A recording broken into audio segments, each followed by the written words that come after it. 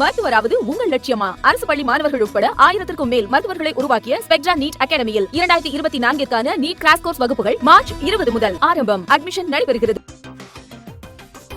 விடுதலை சிறுத்தைகள் கட்சிக்கு பானை சின்னம் ஒதுக்கீடு. வேலூர் தொகுதியில் போட்டியிடும் மன்சூர் அலிகானுக்கு பலாப்பழம் சின்னம்.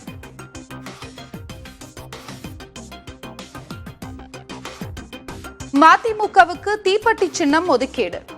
திருச்சி மாவட்ட தேர்தல் அதிகாரி பிரதீப் குமார் அறிவிப்பு.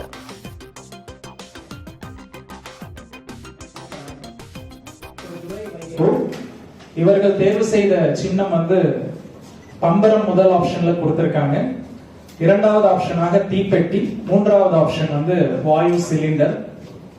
சின்னம் ஏற்கனவே பம்பரம் கமிஷன்னால ஒதுக்கப்படவில்லை. அதனால அவர்களுடைய இரண்டாவது ஆப்ஷன் வரிசை எண் 96 இருக்கக்கூடிய தீப்பெட்டி சின்னமாக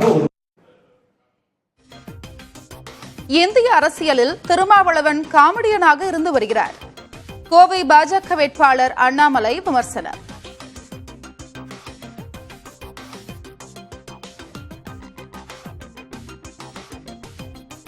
தேர்தல் பரப்புரையில் வாக்காளர்களின் கவனத்தை ஈர்த்த வேட்பாளர்கள். தேநீர், பஜ்ஜி தயாரித்து வாக்கு சேகரிப்பு.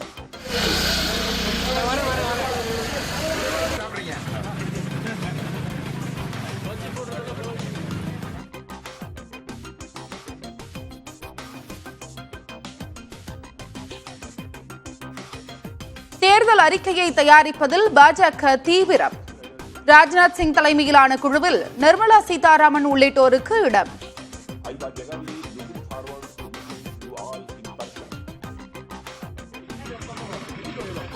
நீலகிரி திமுக வேட்பாளர் ராசாவின் காரை முறையாக சோதனை செய்யவில்லை என புகார். தேர்தல் பறக்கும் படை அதிகாரிகள் கூண்டோடு மாற்றம்.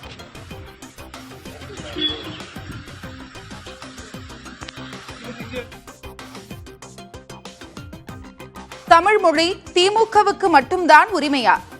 பாஜக வேட்பாளர் தமிழிசை சவுந்தரராஜன் கேள்வி. நம்ம தமிழ் இவங்களுக்கு மட்டும்தான் உரிமையா?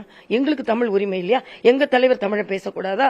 இவங்க இருக்கும்பொழுது அவங்க பிரதமரா இருந்தவர் எத்தனை முறை தமிழை பேசினாரு? அப்ப தமிழை இன்னொரு மொழியை சார்ந்தவர் நம்ம நாட்டை ஆண்டு கொண்டிருப்பவர் பேசுறாருன்னா நம்ம மகிழ்ச்சி அடையணுமா இல்லையா? டெல்லி மதுபான கொள்கை முறைகேடு வழக்கு.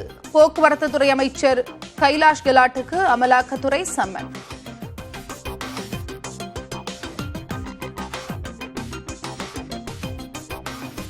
கோவையில் போதைப் பொருள் மறுவாழ்வு மையத்தில் இளைஞர் மரணமடைந்த சம்பவம். மேலும் 3 பேரை கைது செய்து காவல்துறை விசாரணை.